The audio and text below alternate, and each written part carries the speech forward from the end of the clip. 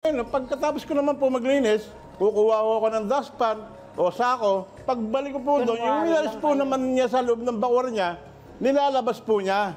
Tinatambak po doon. Tapos, ang dami pa raw kalat. Kasi ang ginagawa ko raw, hindi naman talaga totoong nagwawalis. Nagpapapansin daw ako sa kanya, ganon. Anong masasabi mo doon, Ate Baby? Na naglilinis lang naman talaga siya. Oh, talaga naglilinis ka? Kapal ang mukha mo ah. Pati naman kasi yung pagkanta-kanta ko, nililibang ko yung sarili para matanggal yung pag binibigyan mo ng kahulugan. Pero wala ka ba talagang, kayo ba ay may asawa? Hiwalay na po ako. Okay, so kayo ba ay may asawa? Aling Yun Baby? na po. Okay.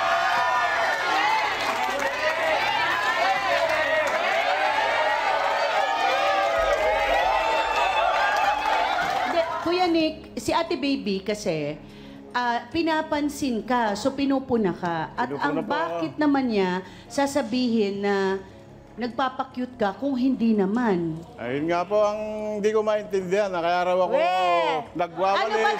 Okay. Nagwawalis gano'n. Nagpapapansin daw ako sa mga babae na doon, na dumadaan. Kumakanta-kanta ka raw eh. Para po malibang yung sarili ko, para tanggal pagod din po yun. Pero Ate Baby, ano bang kinakanta mo? Si Pilimon po, yung kinakanta ko. Okay, kung si Pilimon yun, hindi yun si Pilimon, nanakik sa karagatan, nakakuha. Ganyan yan, diba? Nang isda na tambasakan. Ganyan. Baka na-inlove naman doon si Ate Baby at saka nakilig yun, di ba? Parang... Bakit si Pilimon ang kinakanta ninyo, hindi... Ano pa ba iba yung kantang alam? Pagka po yung kantang gano'n, doon po sa wala akong pinaparamdaman. Pero pag sa iba po yung kinakanta ko. Ano? Yung Makita Kang Muli. Makita Kang Muli? Ayun po ang kanta ko.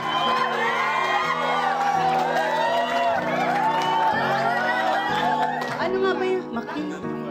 Ay, alam ko yan. Favorite ko yan. Sa ano yan? Panday. Bawat sandali ng aking buhay, pagmamahal mo ang aking naglay. Chorus.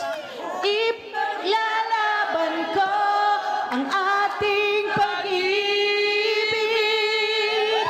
Maghintay ka lamang, ako'y darating.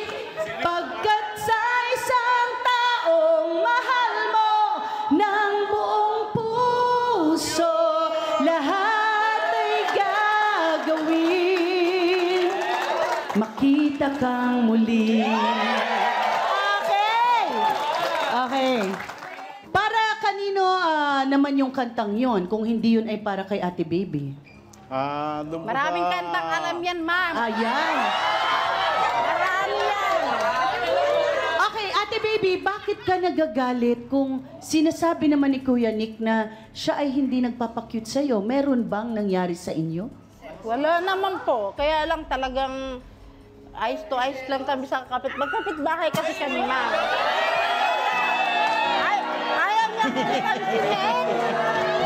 Ayaw niya akong pansinin. 4 years na. Kaya naiinis na ako. Ano po nangyayari? Ayaw kang? Pansinin, ma'am. Aminin ko na. Ilan taon na? 4 na taon na.